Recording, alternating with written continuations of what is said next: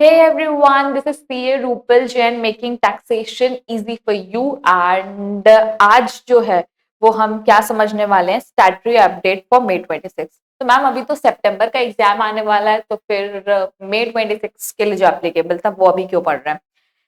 जो May 26 के लिए एप्लीकेबल था वो तो ऑब्वियस सी बात है कि वो सितंबर 26 के लिए भी अवेलेबल है। प्लस पहले जो उसका क्या बोलते हैं इम्पैक्ट था, ये जो इम्प्लीकेशन था, तो मुझे लगता था कि बच्चों को वो चीज समझ आ जाएगी। बट ना जो लास्ट के दो कॉन्सेप्ट है, एक तो टीडीएस टीसीएस वाला और प्लस जो यूपीएस वाला है ना, उसका मैंने एक चीज नोटिस की कि जो उसके पीछे का कॉन्सेप्ट है कि यूपीएस कौन होता है, किसके लिए होता है, या जो टीडीएस टीसीएस के केस में कैसे प्रैक्टिकल इम्प्लीकेशन कैसे होगा, वहां पर बच्चों को जो है थोड़ी प्रॉब्लम आ रही है।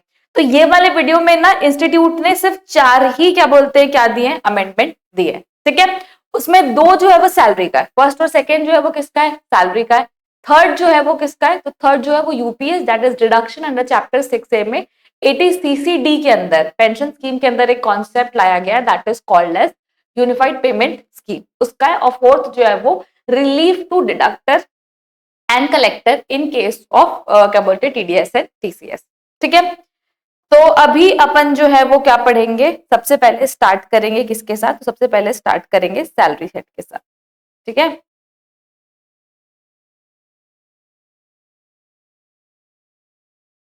हाँ, तो सैलरी हेड में सबसे पहला जो है वो क्या बोला गया, स्पेसिफाइड क्लास ऑफ एम्प्लॉइज, ठीक है। तो स्पेसिफाइड क्लास ऑफ एम्प्लॉइज के केस में वो लोग क्या बोलते थे कि अगर किसी की सैलरी जो है वो एनुअल सैलरी जो है वो प्रिस्क्राइब्ड लिमिट से ज्यादा है, अगर किसी की एनुअल सैलरी जो है वो क्या है प्रिस्क्राइब्ड लिमिट से अगर ज्यादा है, तो उस केस में वो स्पेसिफाइड एम्प्लॉय माना जाएगा, ठीक है। तो लेकिन लिमिट जो है वो प्रिस्क्राइब नहीं की गई थी, तो अब लिमिट प्रिस्क्राइब कर दी गई, that is how much, 4 lakh rupees. तो प्रिस्क्राइब लिमिट कितनी है, 4 लाख। तो किसी की अगर एनुअल सैलरी 4 लाख रुपए से ज्यादा है तो उस केस में वो क्या हो जाएगा, स्पेसिफाइड एम्प्लॉय बन जाएगा, ठीक है। उसके बाद बोलता था मेडिकल एक्सपेंडिचर के केस में आपका ट्रेवल फ्री हो जाएगा अगर आपकी जीटीआई जो है वो अप टू प्रिस्क्राइब लिमिट है। तो सर जीटीआई कितनी है प्रिस्क्राइब लिमिट के हिसाब से, तो दैट इज रुपीज 8 लाख।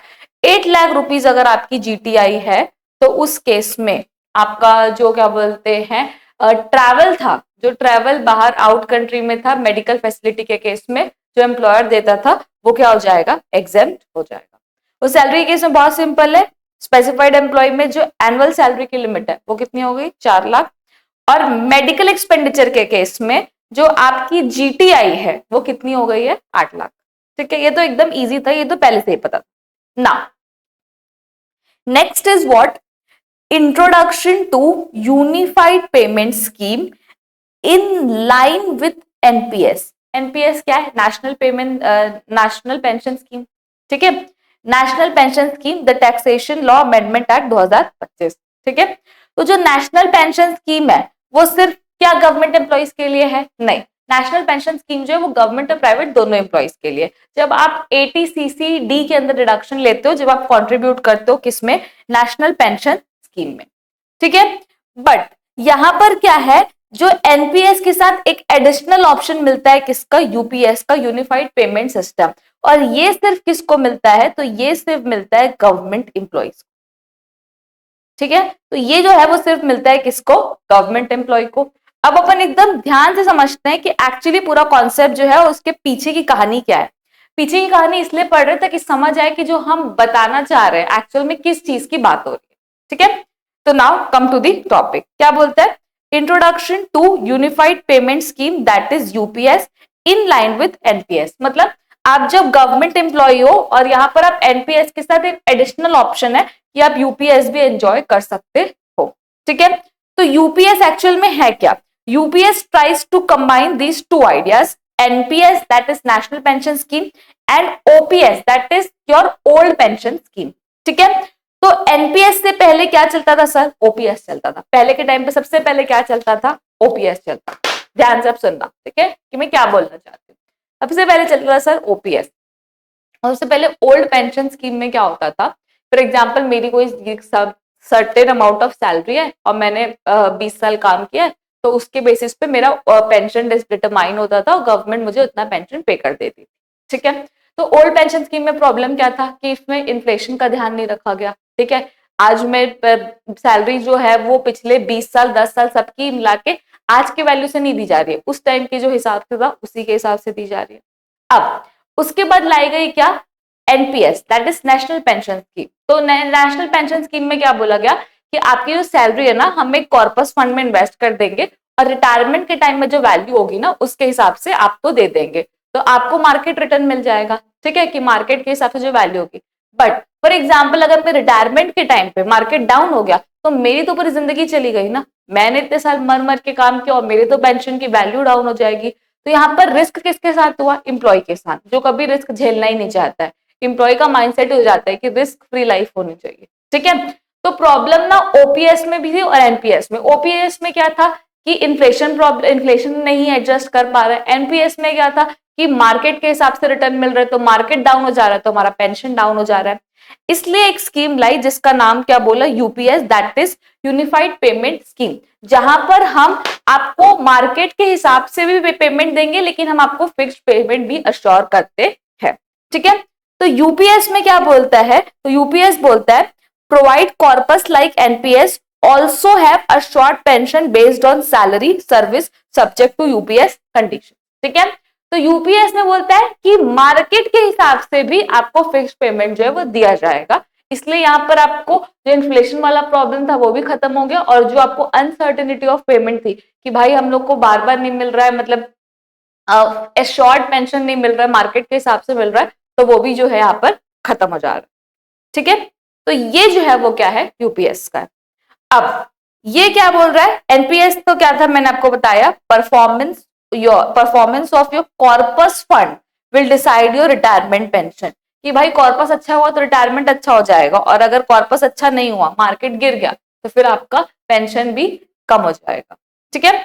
और यहाँ पर ओपीएस में था क्या था, you retire government will give you pension based on your salary and service, market से कोई लेना देना है क्या, नहीं, जितनी सैलरी थी उसके हिसाब से पेंशन दे देंगे, ठीक है।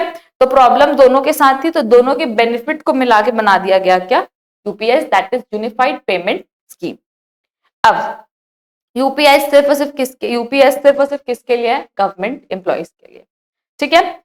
अब क्या बोलता है ये, इंडिविजुअल कॉर्पस और पूल कॉर्पस दो टाइप के होते हैं। अब एक चीज समझना कि दो टाइप के फंड होते हैं, एक होता है इंडिविजुअल कॉर्पस और एक होता है पूल कॉर्पस, ठीक है। अब इंडिविजुअल कॉर्पस के अंदर कौन कंट्रीब्यूट करता है, तो इंप्लॉय फॉर एग्जांपल अगर 10% कंट्रीब्यूट करता है तो गवर्नमेंट जो है वो भी मैचिंग कंट्रीब्यूशन करेगा 10%। तो इंडिविजुअल कॉर्पस में क्या बोलते हैं, हाफ एम्प्लॉय का होता है और हाफ जो है वो एम्प्लॉयर का होता है, गवर्नमेंट को भी मैचिंग 50% करना ही पड़ेगा, ठीक है। अब रिटायरमेंट के टाइम पे क्या होगा, वहां पे कॉर्पस का एक फंड कलेक्ट होगा, ठीक है। अब फॉर एग्जांपल मान लो वो फंड की वैल्यू हो गई 2 करोड़, अब गवर्नमेंट ने भी अपना एक बेंचमार्क निकालेगी उस टाइम पे कितना रिटायरमेंट बेनिफिट देना चाहिए, ठीक है। तो यहां पर आपका हो जाएगा बेंचमार्क कॉर्पस, फॉर एग्जांपल मान लो 2.2 करोड़, लेकिन आपका जो एक्चुअल कॉर्पस बना है वो 2 करोड़, बेंचमार्क कितना है 2.2 करोड़, तो दोनों में से जो भी लोअर है वो जो है आपको मिलेगा, ठीक है। तो क्या वो पूरा मिल जाएगा, नहीं, इंडिविजुअल कॉर्पस जो है वो क्या करता है, आपका जो एट द एंड फंड का वैल्यू बना है उसका 60% ही आपको मिलेगा, ठीक है, 60% ही आपको लमसम पेमेंट मिल जाएगा।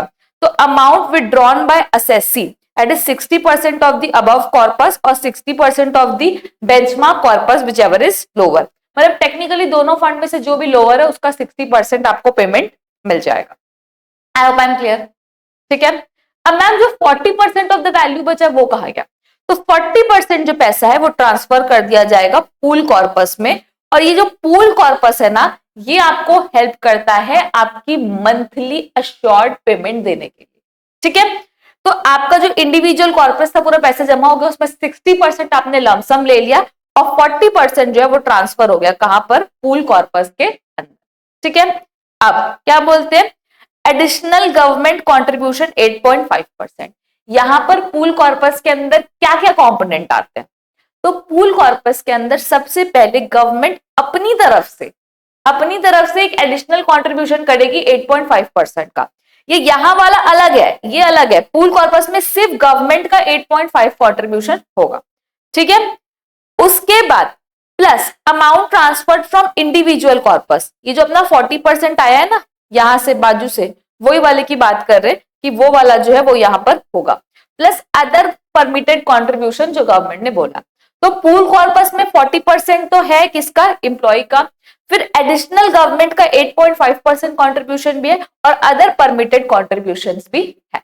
ठीक है, अब ये पूल कॉर्पस क्या चीज को सपोर्ट करता है, तो ये जो है वो अश्योर्ड मंथली पेंशन को सपोर्ट करता है। तो मतलब आप गवर्नमेंट एम्प्लॉय हो तो आपको जब क्या बोलते हैं रिटायरमेंट के टाइम पे एक फिक्स्ड पैसा मिलेगा, प्लस आपको मंथली पेंशन भी जो है वो मिलती रहेगी। I hope I am clear. Yes, it's balance 40% amount transfer to pool corpus, की जो बैलेंस 40% अमाउंट इसका रहता है वो पूल कॉर्पस में ट्रांसफर हो जाता है। ठीक है, अब मैम अमेंडमेंट क्या बोलता है, अमेंडमेंट ये बोलता है कि जब रिटायरमेंट के टाइम पे आप जो 60% पैसा ले रहे हो, ठीक है, वो तो फुल्ली एग्जेम्प्ट है, ठीक है, लेकिन जो 40% पैसा आप पूल कॉर्पस में ट्रांसफर कर रहे हो, तो क्या ये एक्चुअली आपके जेब में आया है? नहीं, ये तो एक फंड से दूसरे फंड में ट्रांसफर हो गया। 40% पैसा भी मेरे को मिला है कि रिटायरमेंट में? नहीं, तो वो जो 40% पैसा आपको मंथली पेमेंट के टाइप में मिलेगा, तो जब वो मंथली आपको पेंशन मिल रही है तो वो आपके हाथ में फुल्ली टैक्सेबल हो। ठीक है, तो एक चीज ध्यान रखना, 60% पूरा एग्जेम्प्ट है और 40% ट्रांसफर हो रहा है पूल में। ठीक है, पूल में क्या अभी तुरंत टैक्सेबल होगा? नहीं, पूल से जब मेरे को मंथली पेंशन मिलती जाएगी तब मेरे को मेरे हाथ में ये पैसा जो है वो टैक्सेबल हो जाएगा। I hope I am clear. ठीक है, अब इसके अलावा गवर्नमेंट एम्प्लॉय को रिटायरमेंट के टाइम पे एक गिफ्ट और मिलता है जिसको बोलते हैं separate UPS lump sum payment at retirement.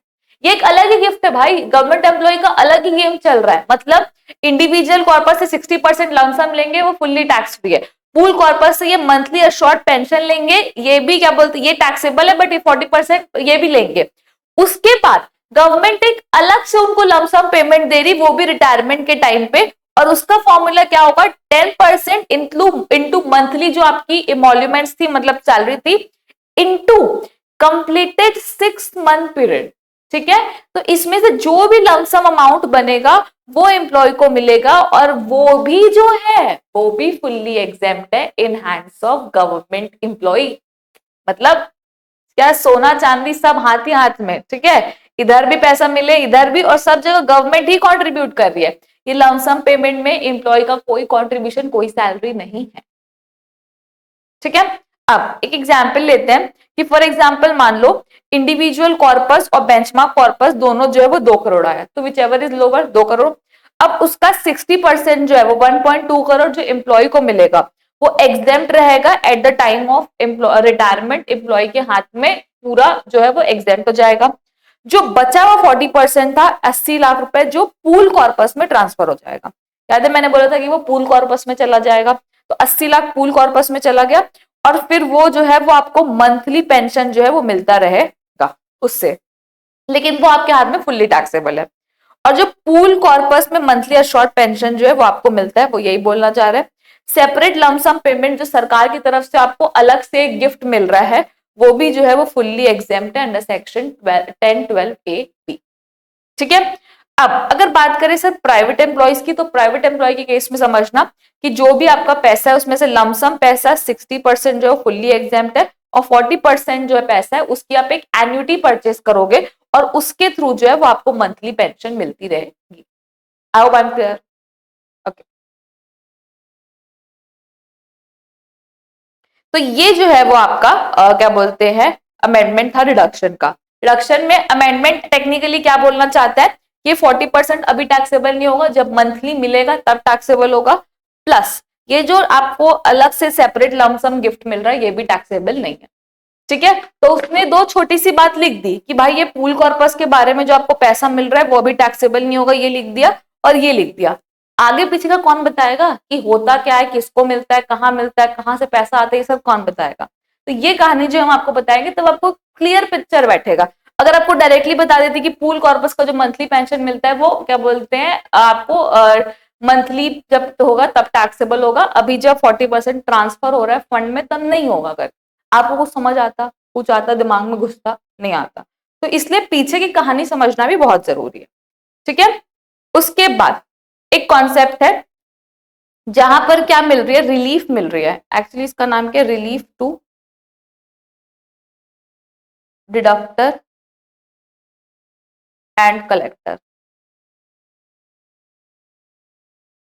ठीक है, अब पहले ना ये चीज समझो कि ये कॉन्सेप्ट जो है वो कब एप्लीकेबल है। फॉर एग्जाम्पल मान लो कि भाई मेरा पैन जो है वो लिंक नहीं है आधार से, पैन नहीं है लिंक आधार से, तो उसके क्या का कॉन्सिक्वेंस है, कॉन्सिक्वेंस क्या क्या है, तो टैक्स रिफंड मेरे को नहीं मिलेगा, इंटरेस्ट ऑन रिफंड मेरे को नहीं मिलेगा, मतलब जो रिफंड के ऊपर जो इंटरेस्ट मिल रहा है वो भी नहीं मिलेगा क्योंकि मेरा पैन जो है वो आधार से लिंक नहीं है। फिर टीडीएस के केस में जो डिडक्टर है उसको हायर रेट से टीडीएस काटना पड़ेगा। हायर रेट क्या है, रेट प्रिस्क्राइब और 20% और 5%, क्या बोलते हैं, विच एवर इज हायर, मतलब जो भी रेट है 20 और 5 किसके केस में 194 आईबी। ठीक है, आई गेस 194 नहीं, वो उसके केस में 20% है, 194 एन के केस में 5% है कि अगर 0.1% अबव 1 करोड़ उसके केस में 5% है। 194 क्यू के केस में 5% है, 194 क्यू के केस में जो है वो कितना है, 5% है। ठीक है, तो 194 क्यू के केस में आपका कितना है, 5%। अब क्या बात करना चाह रहे ये समझना। ठीक है, कि जो higher rate of TDS TCS लगता है, ठीक है, तो टीसीएस के केस में हायर रेट कितना है, 5%, बट मैक्सिमम अप टू 20%। तो यहाँ पर अपन कितना ले रहे हैं, 5% जो है वो लगेगा, और ये लगेगा 194 क्यू के केस में। ठीक है, अगर आपका पैन जो है वो लिंक नहीं है किससे, आधार से। अब यहां पर बोल रहे हैं कि हम एक रिलीफ देंगे, कौन से केस में देंगे, ये वाले केस में। ये वाले केस में हम आपको एक ग्रेस पीरियड प्रोवाइड करते हैं। ग्रेस पीरियड बोलता है कि अगर सर 2 महीने के अंदर, 2 महीने के अंदर, ठीक है, 2 महीने के अंदर अगर आपका जो पैन आधार जो है वो प्रॉपर लिंक हो जाता है उसके क्या बोलते हैं स्पेसिफाइड टाइम से, तो उस केस में अगर आपने हायर रेट से टीडीएस नहीं काटा, आपने कम रेट से टीडीएस काटा है, तो फिर आपको जो वो शॉर्ट इंटरेस्ट लगता है ना वो वेव हो जाएगा। ठीक है, शॉर्ट मतलब शॉर्ट डिडक्शन पे जो इंटरेस्ट लगेगा वो जो है वो वेव हो जाएगा। ठीक है मैम, पहले तो टाइम लिमिट समझ लेते हैं और उसके बाद समझते हैं कि किस चीज की बात की जा रही है। ठीक है, तो समझना, special relief in certain cases for deductor and collector. ठीक है, कि डिडक्टर के लिए और कलेक्टर के लिए जो है वो क्या है, रिलीफ है। अब if payment is made between 1 अप्रैल 2024 से 31 जुलाई 2025 तक, अगर इसके बीच में पेमेंट हुआ है and pan become operative not inoperative, and pan become operative, ठीक है, कि पैन जो है वो ऑपरेटिव हो जाता है बिफोर 30 सितंबर 2025। तो क्या बोलना चाह रहा है ये, कि अगर आपका जो पेमेंट है वो 1 अप्रैल 2024 से 31 जुलाई 2025 तक हुआ है और पैन जो है वो 30 सितंबर 2025 तक अगर क्या हो चुका है, ऑपरेटिव हो चुका है, तो उस केस में आपको रिलीफ मिल जाएगी। रिलीफ क्या है मैं बाद में बताऊंगी, बट ये समझना कि अगर ये कंडीशन सेटिस्फाई होगी तो रिलीफ मिल जाएगी। और अगर पेमेंट जो है वो मेरा हो रहा है 1 अगस्त 2025 के बाद, क्योंकि 31 जुलाई तक तो यही हो गया, अब इसके बाद की बात इधर कर रहे हैं, तो अगर 1 अगस्त 2025 या उसके बाद होता है तो pan is operative with in 2 months from the end of the payment month. तो फॉर एग्जाम्पल मैंने 15 अगस्त को पेमेंट किया, तो कब खत्म होगा महीना, 31 अगस्त को। तो 31 अगस्त को छोड़ के सितंबर अक्टूबर, 31 अक्टूबर तक अगर मेरा पैन जो है वो ऑपरेटिव हो जाता है तो उस केस में मुझे रिलीफ मिल जाएगी। ठीक है, तो दो केस है, अगर 1 अप्रैल से 31 जुलाई तक हो जाता है, पहला केस 1 अप्रैल से 31 जुलाई तक अगर पेमेंट हो जाता है तो उसको ऑपरेटिव कब तक होना पड़ेगा, 30 सितंबर तक। सेकेंड केस में अगर 1 अगस्त 2025 से उसके बाद कभी पेमेंट होता है और पैन ऑपरेटिव हो जाता है within 2 months from the end of the payment date, तो उस केस में रिलीफ मिल जाएगी दोनों केसेस में। ठीक है, अब एक चीज समझना, एग्जाम्पल के थ्रू समझना, यहां जो है ये जो है वो कौन है, पेयर है। ठीक है, ये जो है वो पे है। अभी अपन एग्जाम्पल ले रहे 194 IA, that is immovable asset का सेल, मतलब हाउस प्रॉपर्टी बेच रही है।